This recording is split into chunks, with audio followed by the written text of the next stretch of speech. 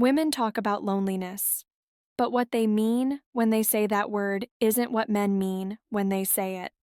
And I don't think most women understand this gap exists. I'm not talking about emotional loneliness.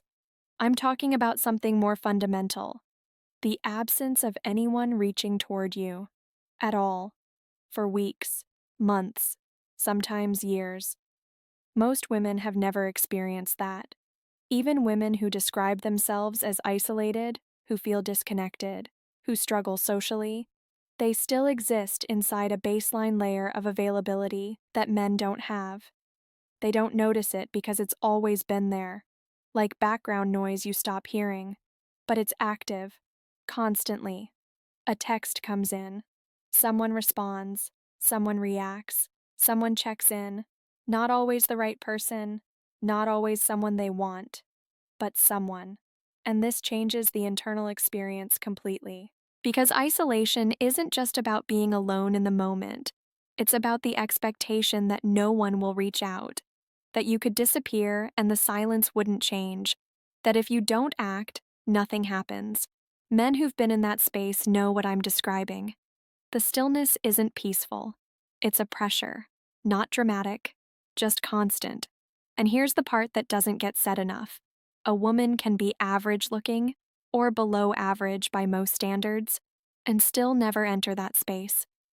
She still receives attention, not always the attention she wants, not always from people she respects, but the structural pattern doesn't break. The threshold for receiving male attention is extraordinarily low for women, low enough that most women don't realize there is a threshold. Men assume women understand this. They don't. Not really. Because the experience of receiving no attention, not filtered attention, not unwanted attention, but zero response from another human being, isn't something most women encounter long enough to internalize. I'll come back to why that matters. But first, let me describe what happens when the baseline is always present. When someone knows, not hopes, but knows, that interaction is available if they want it, the experience of being alone becomes temporary, optional. It's a pause, not a condition. Women often describe loneliness as feeling unseen, and that's real. But feeling unseen while people are still responding to you is a different psychological state than being actually invisible. One is relational pain, the other is absence. The difference isn't semantic. It changes how you move through the world. If you know someone will reply, solitude feels like a choice. You can retreat into it, rest in it. The knowledge that connection is still accessible, even if you're not accessing it right now, that knowledge itself prevents the collapse. But when there's no baseline, when outreach is always one-directional, when silence is the default unless you act, that produces a different internal calibration, one where isolation becomes the assumed state, where interaction requires continuous effort, where stopping means disappearing. And this is where men misread the conversation. They hear women talk about loneliness and assume the experience is equivalent. They think, she feels what I feel, she understands.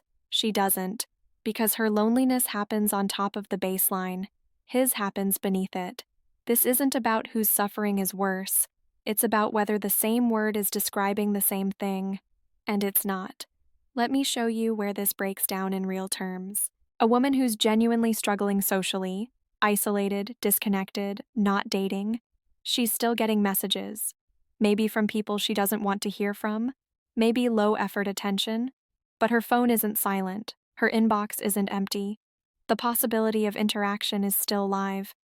She might hate the quality of that attention, she might feel insulted by it, but the absence itself, the structural condition of no one reaching toward you, she's not inside that.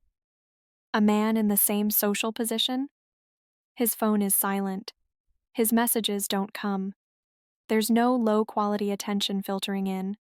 There's no attention at all. And that difference rewires the psychology of isolation. Because when you know attention exists, even bad attention, you're still visible. You're still being registered. You're still inside the social grid. But when attention doesn't come unless you create it, you're outside the grid. You're the one maintaining your own visibility. And if you stop, you vanish. Now, here's what makes this pattern difficult to explain. Women don't experience this as an advantage. They experience the attention they get as neutral or negative, annoying, invasive, low value. So when men describe the absence of that attention as painful, it sounds incomprehensible. She thinks, "You want this? This thing I'm trying to avoid?" But that's not what he's describing. He's not asking for bad attention. He's describing what it feels like to exist in a space where attention, any registration at all, doesn't occur without his effort.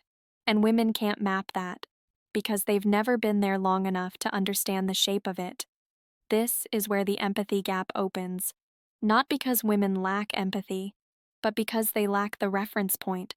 They're trying to imagine a version of loneliness that includes a baseline. They can't imagine the version without it. It's outside their experiential range. Let me reframe this another way. A woman who's alone for weeks still has the sense that interaction is nearby, paused, waiting. If she wanted to reach out, someone would respond.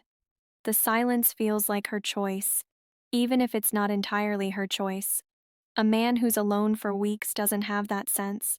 The silence isn't paused, it's the condition. And reaching out doesn't guarantee a response. It guarantees effort. Maybe it works, maybe it doesn't. So his relationship to isolation is fundamentally different. It's not, "I could end this if I wanted to." It's, "I can try to end this and maybe fail." That's not the same loneliness. And this is the part that men pick up on, even if they don't articulate it clearly. When a woman says she's lonely, men hear it through the lens of their own loneliness. They assume she means, "No one is reaching toward me." But that's not usually what she means. She means, "No one I want is reaching toward me in the way I want," which is valid, but it's not the same thing. And women don't realize this gap exists because the baseline attention is so constant, so ambient, that it's invisible to them. They don't register it as structural. They experience it as neutral background. But men notice, because they don't have it. So when men talk about loneliness, they're describing a version of isolation that most women, unless they're truly at the outer edge of social desirability, have never sustained long enough to understand. This creates a mismatch, not in pain is pain, but in the architecture beneath the pain, in what the isolation is built on. And here's the consequence that doesn't get acknowledged. Because women don't experience baseline invisibility, they don't develop the same strategies men develop for managing it. They don't build the same tolerance for silence. They don't learn to expect nothing. This isn't a criticism, it's an observation. Why would they develop those strategies? They've never needed them. But it means that when men describe that particular psychological weight, the weight of knowing that connection won't arrive unless you generate it, women interpret it as exaggeration, melodrama, resentment. It's not.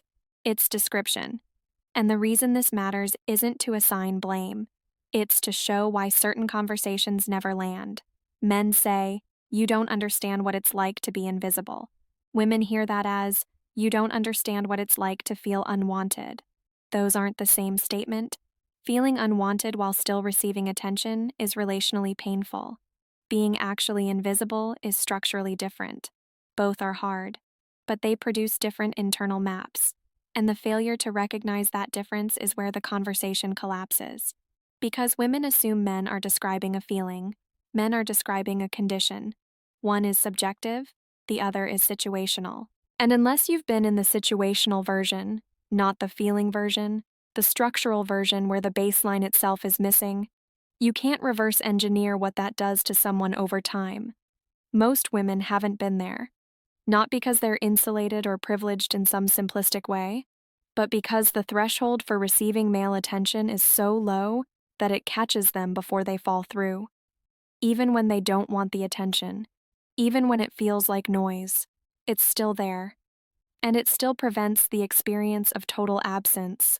This doesn't mean women don't suffer, it means they don't suffer this specific way. And that distinction isn't minor. It's foundational.